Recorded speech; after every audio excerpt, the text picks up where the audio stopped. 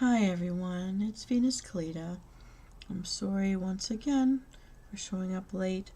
I've been here watching my, Streamlabs desktop spin and spin and spin for more than 15 minutes instead of letting me go live. I'm so sorry about that. What's happening is, since just a couple of days ago, I've been given the ability to stream both in Facebook through the horizontal output and in YouTube through the vertical output. And although I have everything aligned, and personally I prefer the horizontal view, which Facebook is getting, which I'd rather be posted in my YouTube. It's taking a lot longer for my computer to be able to get me online, so I do apologize, but I hope my negligee makes up for it. Hello viewer, welcome in today. This is Callida, and we're just getting started on InAndChill, so getting used to the new Streamlabs desktop. Now, some people have been asking for ghost stories, scary stories, or unsolved mysteries. So tonight, I have 2 stories for you from places I've really lived. They may be spooky or scary, depending on your point of view.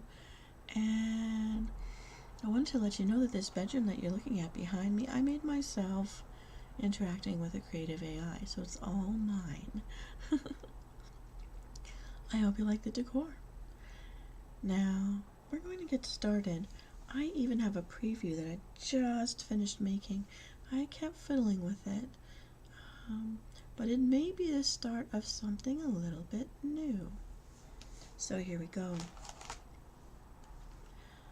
Since you know I've traveled to a lot of the lonely and the smaller places across the north of our beautiful hurling ball we call Earth, you've heard me many times talk about that I go swimming in a place called Collingwood, and I found a story for you about this very place with so much beautiful nature, the blue mountains, skiing in the wintertime, swimming in the outdoor heated pools in the wintertime, which is why I love it there, and also all the outdoor exploration, hiking, the caves, and the outdoor pool, of course. All in Collingwood. This is a place I've gone to many times, and for a little bit of time we even had a place to stay there in the summers. So here's what I can tell you about this place. Have you ever entered an old building or a room alone and immediately known that something bad had happened there? Your head starts to spin and your stomach suddenly drops and your skin breaks out in cold sweat. You feel as if you're not alone, and you've had thoughts like, or hopes that aren't really yours? Anything like that? It's happened to 3 professional women in their mid-40s. They were traveling in from Ottawa when they shared a 3-room suite at the Beeld House Country Inn and Spa. This happened in September of 2014. As soon as they entered their room for the first time, 2 of the 3 friends felt a weird energy that they tried and failed to shake off. While they played board games and had a late afternoon snack, one of the friends kept seeing an odd presence in the hallway of their suite. They left the inn and they ventured into town for the night, returning well after midnight, and quickly settled into bed. 2 of the friends shared one of the bedrooms, but they weren't about to get any sleep. Things they recall with unease were about to get really weird.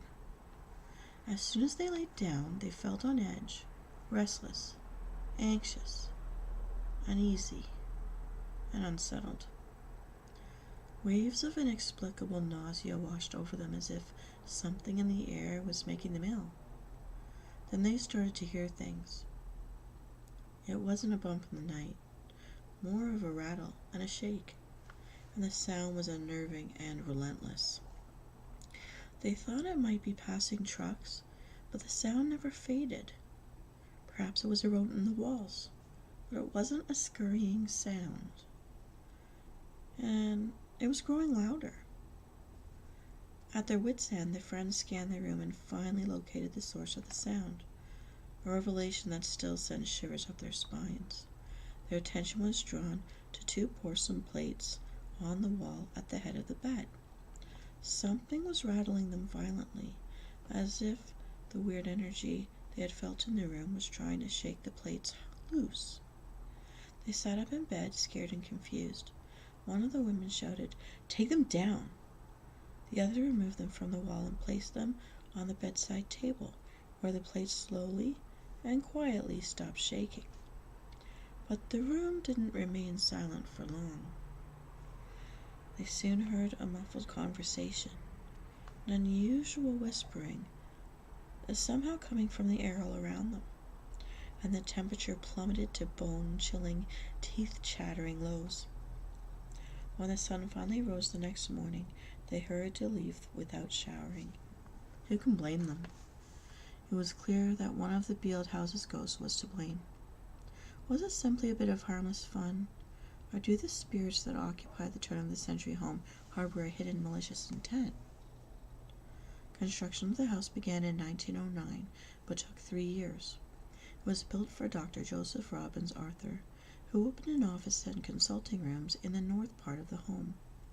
He lived with his wife, daughter, and son in the living quarters, which faced south to the garden. Dr. Arthur chose the name Beeld for the Scottish word for shelter, and a grand shelter it was. The doctor opened his home to transients passing through town during the Great Depression, giving them a hot meal and new clothing. The home also sheltered Dr. Arthur's father-in-law, Henry Robertson, in his later years, as well as Dr. Arthur's daughter, Bethia, who also spent her final years on the 3rd floor, where she had fond childhood memories of playing with the gymnastics rings her father had installed there. The question remains, who haunts the Beeld house today? There are many theories. The prime suspect is Dr. Arthur himself, a fashionable dresser who some cleaning staff have reported seeing in the guest rooms. 2 sisters-in-laws from England, both mediums who can communicate with the dead, stayed in the inn one night and communicated with Dr. Arthur's spirit. They discovered that he was confused and he didn't know where to go after he died, so he returned to his home. Perhaps he'll never find closure and will remain in the Beeld house until the end of time. As innocent as his intentions may be, Dr. Arthur's sudden appearance in the night remains a haunting vision that terrifies people staying there. Even owner Bill Barkley, who regularly hears from guests who have experienced paranormal activity, has seen Dr. Arthur's ghost. He awoke once to see a man with a top hat standing under the archway of his bedroom. Once the ghost was spotted, he silently receded into the shadows and was gone, leaving Barkley feeling very conflicted, to say the least. Although the doctor might be struck in limbo, at least he has company. The English sisters-in-law also identified a second spirit dwelling in the inn. Spending her afterlife with Dr. Arthur is Barkley's great-grandmother, a small but powerful woman who's following Dr. Arthur around to make sure he behaves.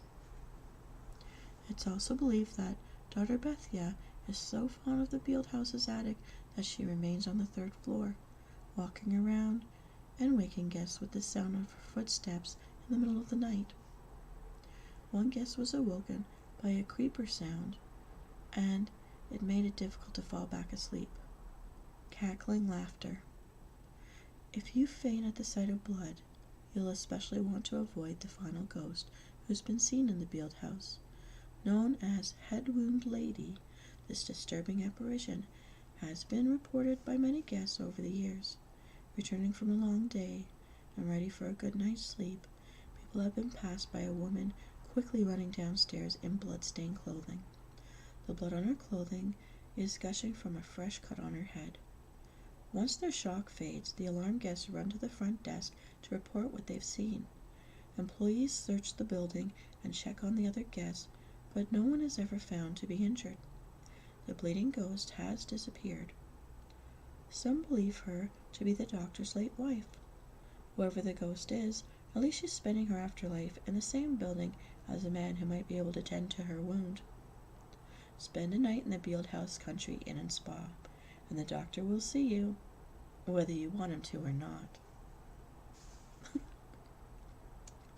So, this is one spa that I do avoid, but I do go to others in Collingwood. Because I really don't want to see that. I really need a good night's sleep. I don't need any help staying up at night. Now, I've just finished posting, right before I came into this episode of Tuck It and Chill, a video that I just finished making about other ghostly accounts from different people who've experienced things in another part of this country, and I was thinking of showing it as a sneak peek, but as my viewer has disappeared, I think instead I'll share my second story now, and then we'll see how it goes. So this comes from Toronto, Ontario, the city in which I was born and have spent a good half of my life, and I always come back to it. This is about one of the hotels there, one that I actually have spent time in, one that I go near very often because it's right across from Union Station. So whenever I'm going to these cosplay events I tell you about in Toronto, it is right across the street. And even one of my aunt and uncles got married there, and they had their remarriage there during their anniversary, their silver, and I was one of their readers for that event, so it was really nice. It's a beautiful place. The Queen of England herself, Queen Elizabeth, which I'm sorry she's departed, has stayed there, as it gets many times when she's come to Canada. So this is about the Fairmont Royal York Hotel. It wasn't only the tallest building in Toronto when it was first built, but in the entire British Commonwealth. A wealthy gentleman and his new bride checked into this hotel on their wedding night. The bride had visions of the dancing they'd enjoy at the ballroom, and the delicious meals they'd eat in each of the hotel's restaurants, and the sights they'd take in around the city. The groom, however, had a different honeymoon in mind. His intentions were as dark and bloody as the burgundy smoking jacket he wore when they checked in. That very night, their bellies still full of wedding cake and champagne, the husband murdered his wife where she slept. He then took his own life, leaving behind a gory, horrific scene for a cleaning woman to find the next morning. No one knows why the man committed such an atrocity on what should have been the happiest night of his life, but present-day staff at the Royal York agree that their deaths were too tragic for either spirit to ever check out of the hotel. A former staffer had heard the stories, but he didn't believe in ghosts. The story of the murderous groom was just that, a story. His co-workers were simply trying to give him a fright.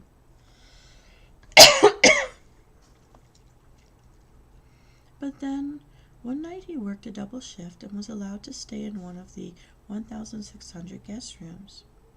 By coincidence, or maybe it was fate, the employee was checked into the murder room. He still wasn't fazed. There's no such thing as ghosts, right? Exhausted from the day, the man slipped under the covers and turned out the light. Nothing could have prepared him for what lurked in the shadows, watching over him as he drifted in and out of sleep. Some time later he woke up and checked the clock. It was 3 a.m., but the clock wasn't the only thing glowing in the darkness. On the other side of the bedroom, a strange light floated above the ground. Before he could do anything, scream, hide, or flee, he heard a door slowly swing shut in the suite's sitting room. He found the nerve to slip out of bed, or maybe he just needed to get away from the ghostly light, and found that the door had not only swung shut, but the bolt had been turned and locked tight. He wasted no time scrambling back in his bed, but comfortable as the mattress and sheets might have been, he didn't sleep the rest of the night. The Royal York has been described as a city within a city block. It's no longer the tallest building in Toronto, far from it, and it now is surrounded by glass and metal skyscrapers. But in a way, with its bright red electric sign and Gothic motifs, the hotel appears even more grand and elegant now than it sits hunched amidst modern architecture, a ghostly historic imprint from a different time. Since it opened in 1929, Royal York has welcomed more than 40 million guests. It's so only natural that a few have refused to leave. Ever. Being such a large, twisty, labyrinthy building, there are more than enough hidden nooks and crannies for each of the Royal York shadows and spirits to hide. There's the wealthy wife murderer in the red smoking jacket. He's often seen wandering the 8th floor halls and lurking in the stairwells, while his ghost bride soul is trapped in the room where she met her grim demise. But these two spirits aren't alone. It's rumored that a former employee hanged himself in a stairwell that leads to the electrical and maintenance rooms on the floor above the guest rooms. Living employees have seen his body, or the top half of his body, floating through the upper levels. That he no longer has legs is a freaky mystery that haunts those who see him. The ballroom is another area that is a hotbed for paranormal activity. Employees have seen ghosts gliding and twirling across the dance floor. The crystal chandeliers rattle and shake on their own, threatening to fall from the ceilings. Guests trying to sleep in rooms near the ballroom have called the front desk to complain about the loud music and the chatter that had woken them in the middle of the night. The standard answer, that there wasn't a party or function taking place in the ballroom that evening, raises more questions that would rather not have answers. It's possible that the ghosts of the upper class, who used to attend the hotel's famed dances during the first half of the 20th century, still gather from time to time to relive their glory days. Some believe a tragic event that occurred near the hotel might be responsible for some of the ghosts who linger in the halls. In 1949, when the SS Noronic, the largest passenger cruise ship on Great Lakes, caught fire in Toronto Harbor, the hotel's lobby was quickly transformed into a field hospital. Sadly, 139 people lost their lives that day. In the years following this tragedy, guests began reporting an unusual sound, children running through the halls in the middle of the night. These unsettling reports continue today. After a long day working in his latest book, author Christopher Hurd, who writes in the hotel, was awoken by small footsteps pounding up and down the hallway outside his room, followed by peals of laughter. He approached his door and looked out of the peephole. Oddly, the noises continued, left to right, right to left, directly outside his room, but he couldn't see anyone in the hallway. He opened his door and stepped outside. The playful sounds of running and laughter ceased immediately. No one was there. A doorman later confided that Hurd wasn't the first to hear the ghost children who tear up and down the hotel's halls at night, nor would he be the last. Tragedy, suicide, murder. If you believe the story shared by the hotel's employees, the Royal York has seen it all. And if buildings had a mind of their own, this old hotel would wish it could unsee some of its past.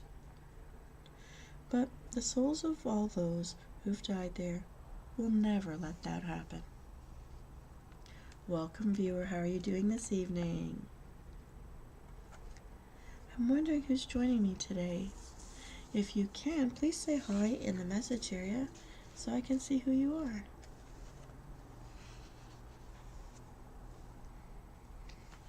So I've just finished telling two stories. They're ghost stories from different places I've lived or traveled through in Canada. The last being in Toronto. And that's the Royal York Hotel. I've been there, and yeah, I always felt a little funny about the darker corners in the large ballroom, but I have actually eaten and been to a wedding in the large ballroom. It's very nice there. It's a beautiful place to be. And it's so sad that so many tragedies have happened there. it also makes sense to me to hear the stories about how the hotel became a place for like a makeshift hospital, because those of you who visit Toronto today may not realize that everything south of Union Station was actually part of Lake Ontario. It was water there, and there was a period of time before they got rid of all the industrial factories and such along our shorelines, that they actually used it as landfill, and so they used basically a garbage dump to fill in that land. So everything beyond the Royal York Hotel, Union Station, across the way from that, along the same plane is the Fort York. All of that's all along the same plane. Everything south of that is actually landfill. So the lakeshore there in that center part of Toronto, next to Lake Ontario, it used to be water. So back in when they first built the hotel, it was like very close to the water's edge. The harbor was much closer by a couple of blocks, and everything now south of there, Skydome and the Brewery District and like it's part of Cherry Beach and all of that, that was in the water. And so now that has been built up, shored up, I think by the 50s or 60s, and now they're in the place of needing to rebuild those bridges over there down for the that do the Gardner Expressway across the center, leading back to the DVP. All that wasn't there. That was water back when the hotel was built. So that's interesting to have those stories or to have the lingering there, because now if you go to Toronto, I mean, this building is so unique to its time period. It really does stand out no matter what. It's absolutely distinct, and you absolutely know what it is. And it's directly across from Union Station, where a lot of our parents and grandparents came over by boat after the Second World War. Was in the late 40s, 50s. That is how they traveled, and that would have been their first views of Toronto through Union Station and the Royal York Hotel. It is just impressive, and it's still a gorgeous building and still a very posh place to spend some time. It's still very popular for weddings. I want to focus on all the beautiful things that have happened there because it is so lovely, and also too expensive for me nowadays. Well, prices of everything have gone up, but it is worth seeing, and if you can afford to stay there once, that'd be great. Try to avoid the 8th floor though, and I stick to the middle of the ballroom, to be honest. Well, it looks like my viewers might be having some trouble with Wi-Fi because they keep popping in and out, and I've also learned that the Streamlabs desktop viewer counter does not work, because when it tells me there's 0 viewers, often there's been someone here and chatting with me, like Ryan Catan. I don't know why that's happening. I don't know what that is.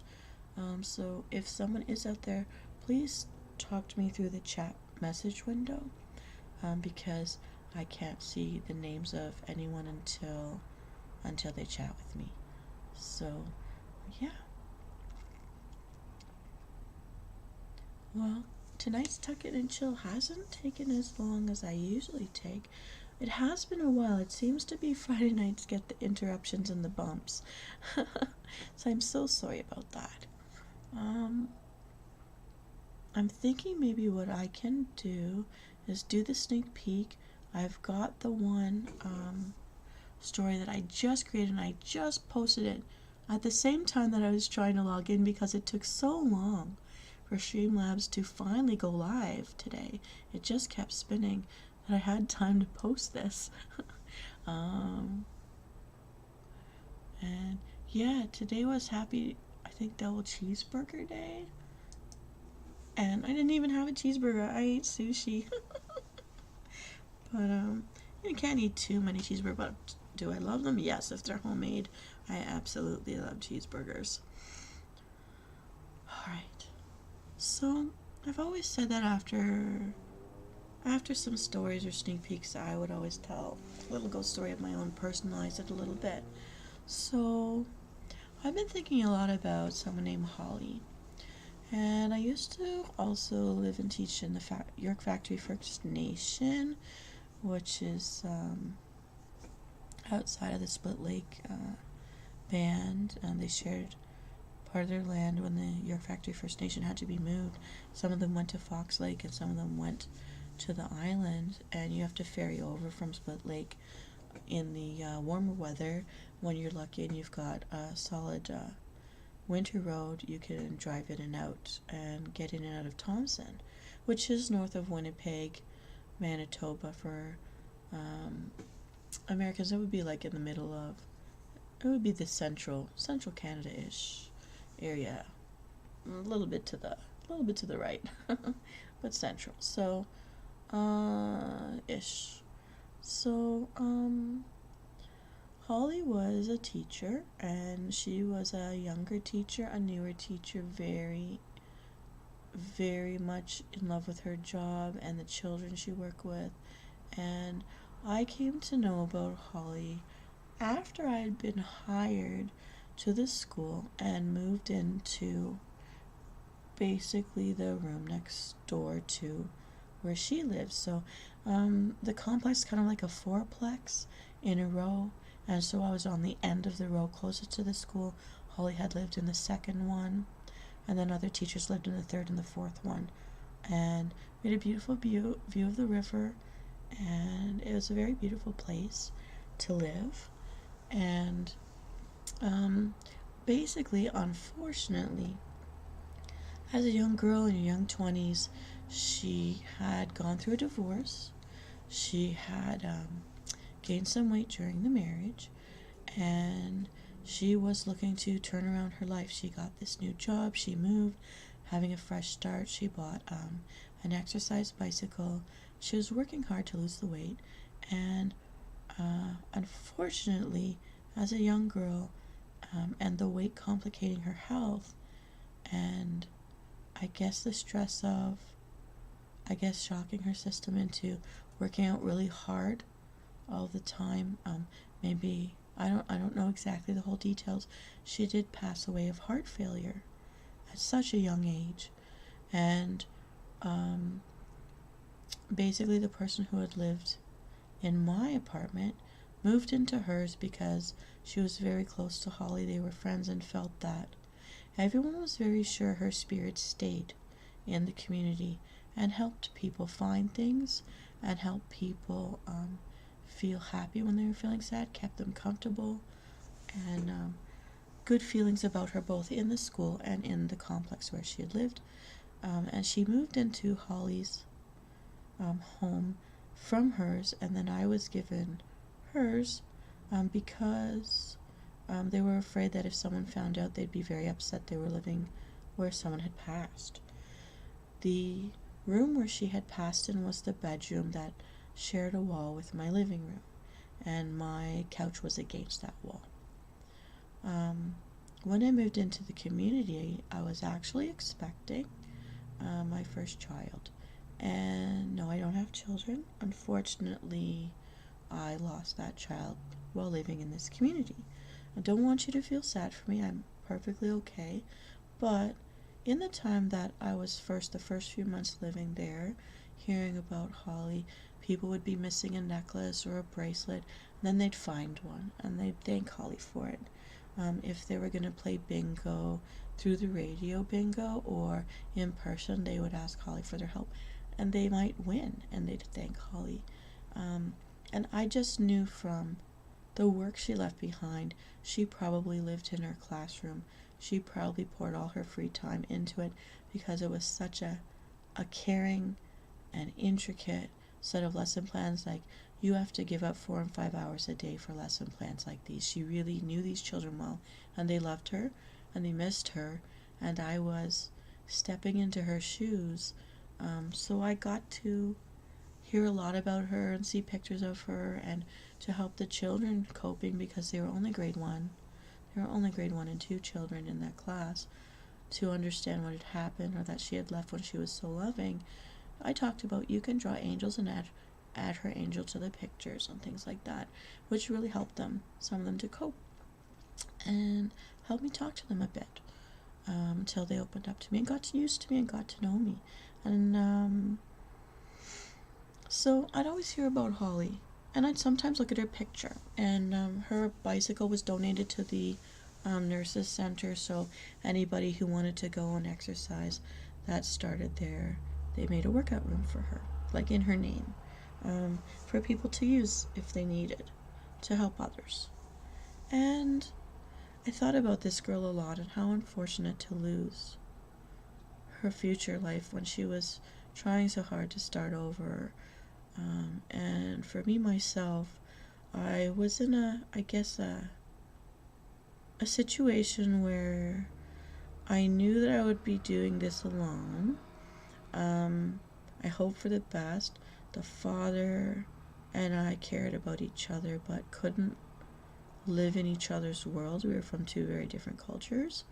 But he missed me and wanted to come and visit me and check on us. And he had a life where he was, but it was kind of like we were debating a long distance commitment, how to, so that the child would know us both and our families. And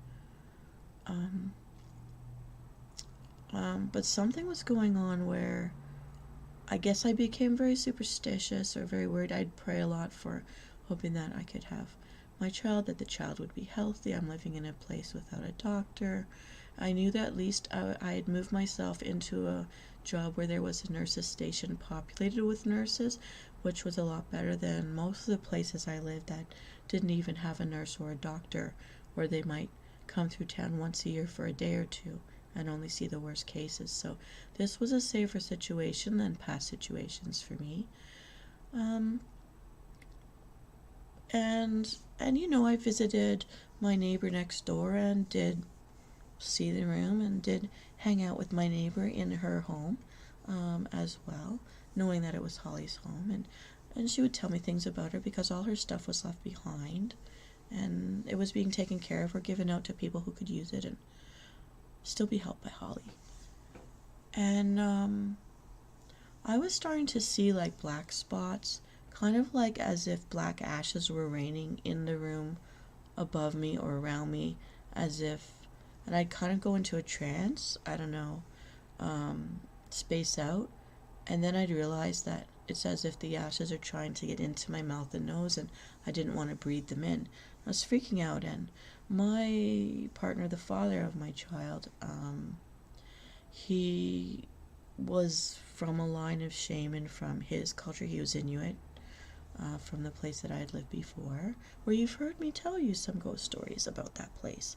And he took it very seriously, and he came to visit me and see how I was settling in for a couple of weeks. And you know, we had stuff to talk about and decide, and he did a cleansing of the home for me. Now, he had done one for me up where I first met him, and you know, he brought some family with him. So you open all of the doors, all of the drawers, all of the cupboards, any door or window, anything that could be closed, you open. And then there was like a prayer circle that would happen, asking only the good things to enter in and anything bad to leave and never come back. You're not welcome. And you just make sure nothing's closed so that there's no place to hide, kind of concept. And well, whether or not I fully believe in this kind of thing or ghosts in general, if I'm wrong and there's something to it, at least it settles your mind. If it's something that settles your psyche and you feel more comfortable and it's not hurting anybody, why not give it a try? And I found it quieted the house I was living in where we had met. So I asked if he could do this again in this new place. But before I asked, basically I woke up one night and I was kind of scared because I thought I saw a black shadow, like basically hovering over my body. And you know, some of my first thoughts were because of the stories of Holly, could it be Holly? And I very quickly dismissed that thought. I'm like, no, she would not be like this. From everything I've heard about her, she would be a protective presence, she would be a kindness, she would be a loving presence. But I was very concerned about seeing this. You know, when you hear stories about like a black shadow people, and it's a bad thing. And I was very scared to move, and I went to reach over to hold my partner's hand, and he said, "Are you awake?" I said, "Yeah." He said, "Get out of the bed." don't sit up, just get out of the bed. And I slid sideways off the bed and got out, so did he. And we went into the kitchen, turned on all the lights, and he said, how long were you awake? I said, I know, like 10 minutes. I didn't know you were awake. He goes, I was awake. He goes, I woke up before you. He goes, what were you looking at? I go, how do you know? I mean, the room was dark, but I keep drapes open and stuff. Hey, Ryan. Thank you for stopping by to say hello. You've got an early morning shift? Are you? I hope you're enjoying my stories. I'm telling a ghost story that's real from my real life. Do you have time to hear it? I could speed it up a little. I'll try to speed it up a little. What time do you have to sleep at? Give me 2 minutes. I'll try to polish it up. So he told me what he saw. After I told him what I saw, we pretty much saw the same thing.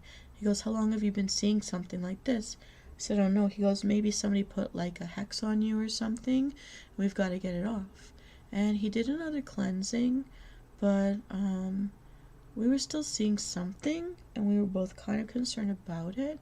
And we asked someone from the local community to do one, just in case maybe it's something from there. But it was something attached to me, and we were worried. You know, if you're superstitious. He said, I thought I saw a black shadow trying to get into your mouth, trying to go into you. We thought maybe to the baby, because there's a lot of superstitions among different First Nations about, like, if a chief dies, in the olden days, way back whenever, certain tribes would basically kill the first baby born after to stop a chief from being reborn through the baby, so he can't have two turns to rule. That's not every tribe. It's not every tribe at all. But some of them have this superstition. And in the olden days, I mean, this is something that they would practice because a chief gets one turn. And we thought, so we got someone local to come and take care of it. And he went back to his job and his family. And at that time we left it at, we were still kind of together, but would have to be separated for work, and we'd see each other at the next break.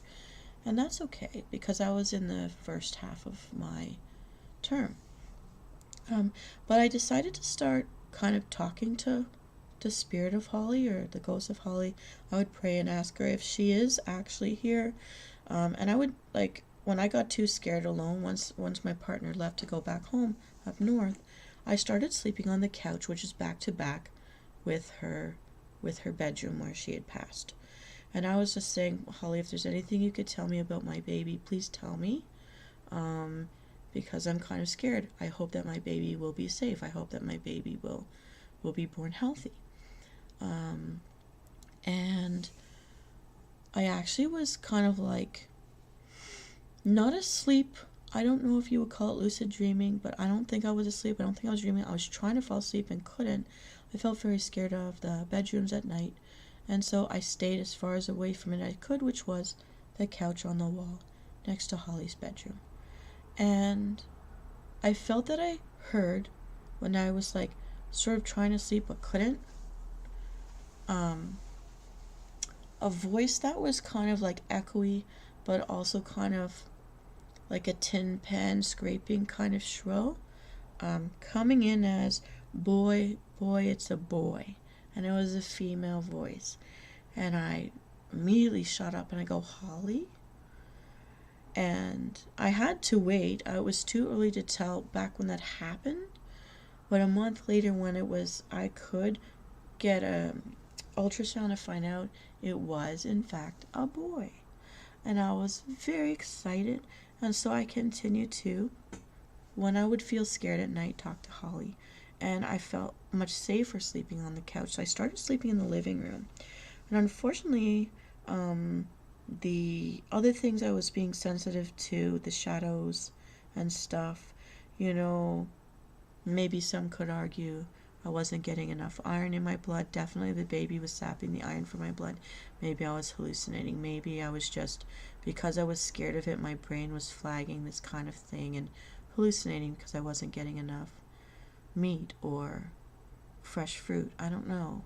But what I do know is Sometimes when I was scared of the back rooms, I wouldn't even go to the bathroom because I'd have to go beside the bedrooms to get to the bathroom.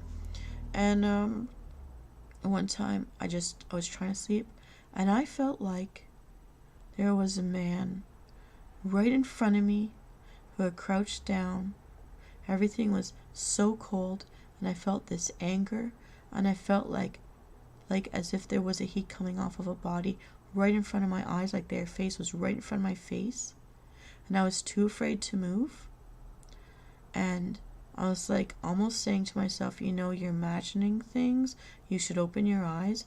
And just before I opened my eyes, I heard and felt a man blow on my eyes, like taunting, like this. And I freaked out. And I started praying to Holly. I started calling her names. I backed myself right onto the wall. That was her bedroom. And I couldn't open my eyes. I was so scared and just like holding my belly and hoping, like kicking, hitting. Nothing was there in front of me. When I finally had the courage to open my eyes, there was nothing there. I mean, my doors hadn't opened or closed, nothing. The windows were never open, and I stormed the house. I turned on every light in every room, opened every door, and I told my partner what had happened, and he's like, don't, just get out of that house.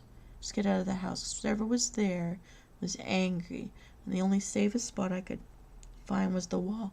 So I went over to my neighbor as soon as the sun went up and I knew her family was awake. I asked to stay there with her. I told her what was going on.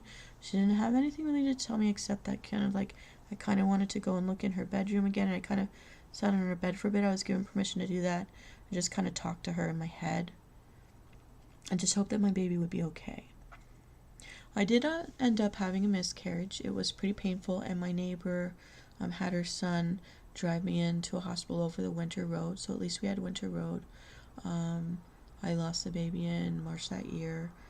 I come into the community in September of that year. Yeah. So, it was pretty painful. And I did end up going back to the community to finish my term there, and I had been offered welcome to apply and come back the next year. And originally I intended to do it, and I ended up in the end, for other reasons, leaving, and I left most of my stuff behind to everybody else in the community. But I do think that whatever was going on, whatever bad mojo, whatever thing that was going on, it never happened since. And I did have one more pregnancy after that. So it wasn't like the end of everything. I don't think I was cursed by anyone. But if something bad was following me around or picked up on me there, it didn't follow me out. It stayed behind. So I do think about Holly. I hope that she's in peace. I do believe that if it's a real thing and not just in my head or somebody's head, that she helped me too. That she was that generous and that loving of a person, that she heard me and she helped protect me too. And that is, I feel so sad that she is not here with the living to have had a second chance at, finding the right one and getting married again. And, she was such a good person, that I can tell. And I never met her face to face, but I feel like it was her that gave me the news. I feel like it was her that was watching over me from the way that she could. And I think that that was one of my protective guardians in the time that I was there in York Factory First Nation. So thank you, Holly. If there's any way that our airwaves or Wi-Fi get read or sensed by people on the other side, then I hope you know I ended up believing in you and turned to you for help, and I believe you gave it, and I want to thank you for that. So yeah, that's my story about Holly. Alright, everyone. Looks like, Ryan, you have gone to sleep. I hope you had some fun listening to the stories. I know you like the scary stories and the chilling stories, so maybe one of the 3 that I shared today was right up your alley. I'm glad I helped you to fall asleep tonight. If anyone else is out there and you're feeling sleepy, don't fight it. Take the journey and enjoy it. Wake up, I hope, comfortable and at ease and refreshed. Thank you for joining me for Tuck and Chill. This is Venus Callida. Don't forget to check out my ghostly accounts. I just put it out tonight, right before we started Tuck and Chill. I'll see you next time. Sleep well, everybody. Shh.